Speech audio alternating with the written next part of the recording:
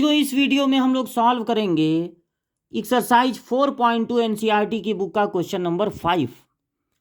If area of triangle is 35, कोई triangle है उसका एरिया है 35 स्क्वायर यूनिट्स विथ वर्टिसेज, उसके वर्टिसेज भी दिए गए हैं। देन के इज, तो यहां पर ये जो देख रहे हैं ना आप, कोऑर्डिनेट में एक वैल्यू अननोन है, उसको लिख दिया गया है के, उसके की वैल्यू फाइंड करनी है। देखिए ट्रायंगल जब भी दिया जाएगा एरिया, मतलब ट्रायंगल का एरिया आपके 12th क्लास में, तो वो ट्रायंगल का एरिया आपको डिटर्मिनेंट से निकालना है। क्योंकि अगर किसी ट्रायंगल के वर्टिसेज हों x1 y1, x2 y2, x3 y3, तो ट्रायंगल का एरिया इस फार्मूले से आप निकालेंगे half x1 y1, x2 y2, x3 y3 1 1 1। इस डिटर्मिनेंट की वैल्यू निकालिए, उसमें 1/2 का मल्टीप्लाई कर दीजिए तो आपको एरिया मिल जाएगा।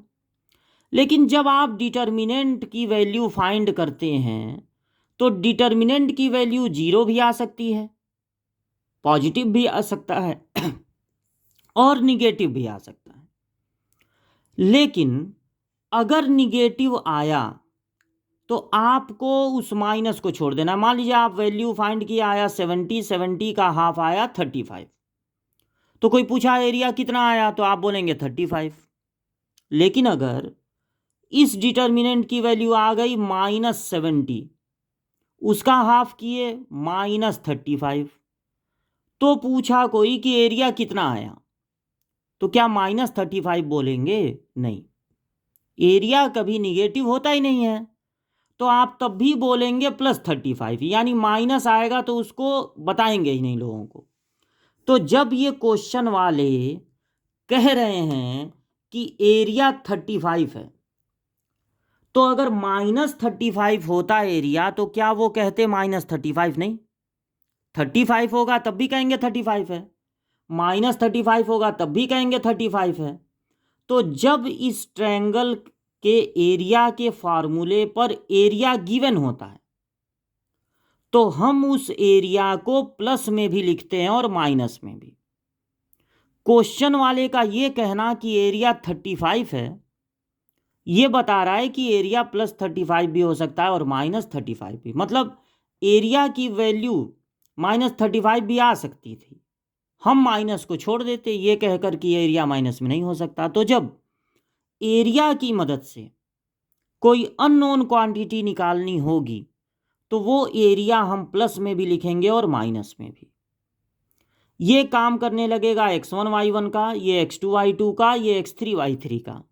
तो जब इस फार्मूले पर रखेंगे तो एरिया की जगह रखेंगे +-35, फिर x1 y1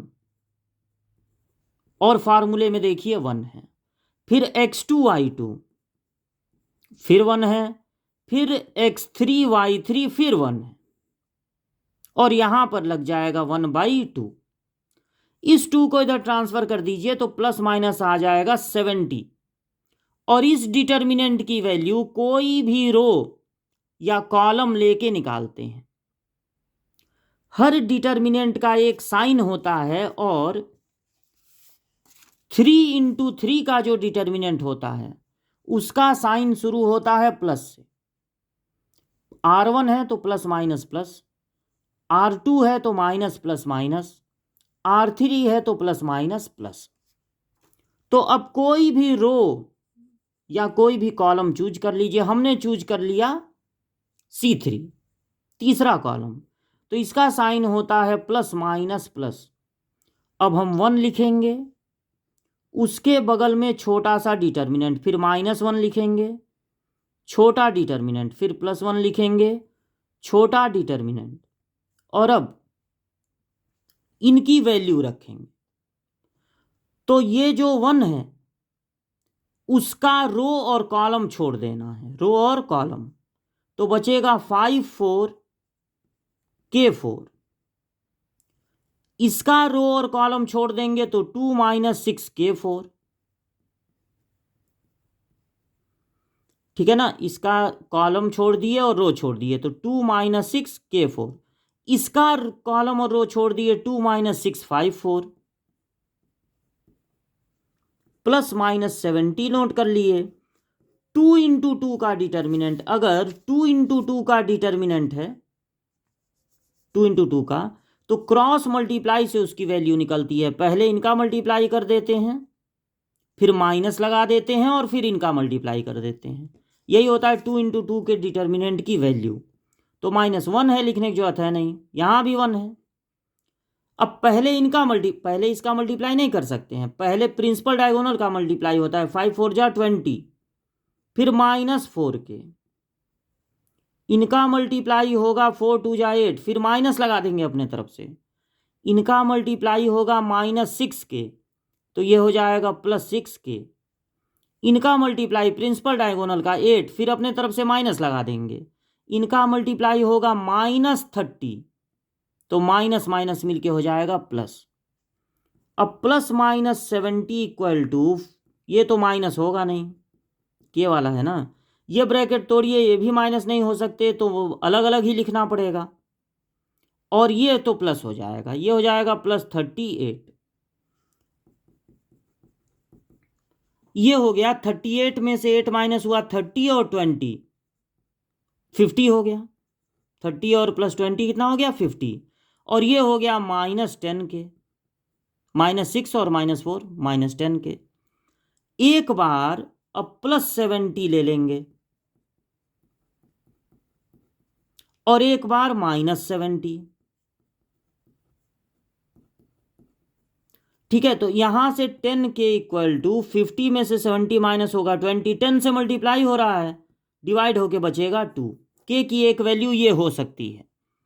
ये इधर आएगा 10 के, ये इधर जाके प्लस हो जाएगा 120, तो 10 से मल्टीप्लाई हो रहा है, 10 से डिवाइड, तो के की वैल्यू हो जाएगी 12।